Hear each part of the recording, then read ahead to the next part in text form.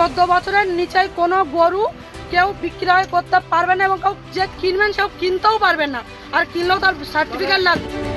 ক্ষমতায় এসেই যেন পশ্চিমবঙ্গে একের পর এক কড়াকড়ির ঝড় তুলেছে বিজেপি সরকার। কখনো খাবারের অভ্যাসে নজরদারি, কখনো ধর্মীয় আচার নিয়ে বিতর্ক।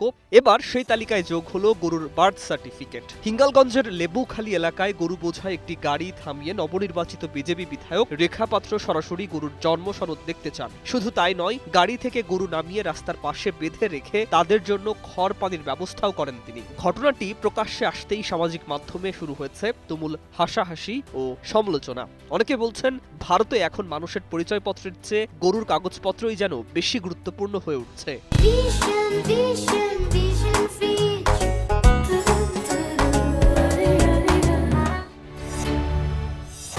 রেখাপাত্র দাবি করেছেন, শুভেন্দু অধিকারী নেতৃত্বাধীন নতুন সরকার অবৈধ গবাদি পশু পরিবহনের বিরুদ্ধে জিরো টলারেন্স নীতি নিয়েছে। তার ভাষ্য অনুযায়ী 14 বছরের কম বয়সী কোনো গরু জবাই করা যাবে না এবং পরিবহনের সময় গরুর বয়স ও পরিচয় সংক্রান্ত নথি দেখাতে হবে। অর্থাৎ এখন প্রশ্ন উঠছে, পশ্চিমবঙ্গে কি সত্যি গরুরও জন্ম সনদ লাগবে? সমালোচকদের মতে এটি শুধু প্রশাসনিক কড়াকড়ি নয়, বরং মুসলিমদের কোরবানির সংস্কৃতিকে চাপের মুখে ফেলার এক নতুন রাজনৈতিক কৌশল। কারণ কোরবানির মৌসুম সামনে রেখে এমন সিদ্ধান্তকে অনেকেই ধর্মীয় বার্তা হিসাবেই দেখছেন।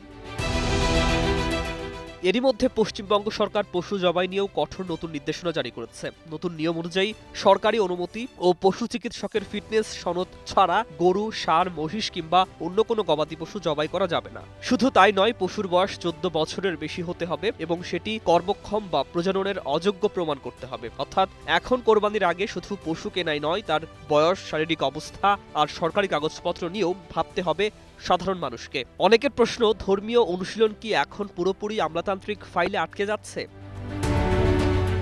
নতুন আইনে আরও বলা হয়েছে, রাস্তা বা খোলা জায়গায় পশু জবাই সম্পূর্ণ নিষিদ্ধ। জবাই করতে হবে শুধুমাত্র নির্ধারিত পৌর কসাইখানা বা অনুমোদিত স্থানে। নিয়ম ভাঙলে হতে পারে 6 মাস পর্যন্ত কারাদণ্ড কিংবা জরিমানা। এমনকি সরকারি কর্মকর্তারা যে কোনো সময় কোনো স্থাপনা বা বাড়ি তল্লাশি করতেও পারবেন। সমালোচকদের মতে এসব নিয়মের আড়ালে বিজেপি সরকার এক ধরনের গরু রাজনীতি আরও শক্তভাবে প্রতিষ্ঠা করতে চাইছে। ভারতের বহু রাজ্যে আগে থেকেই গরু নিয়ে সহিংসতা, গণপিটুনি আর ধর্মীয় উত্তেজনার ঘটনা রয়েছে। পশ্চিমবঙ্গেও কি এখন সেই একই পথ তৈরি হচ্ছে? এমন প্রশ্ন উঠছে রাজনৈতিক মহলে।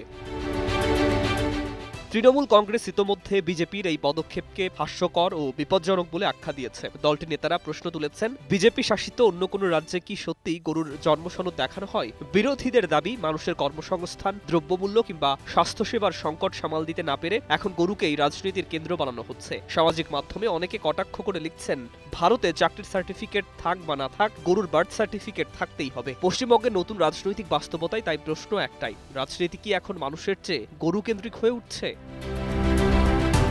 News desk, 21 television.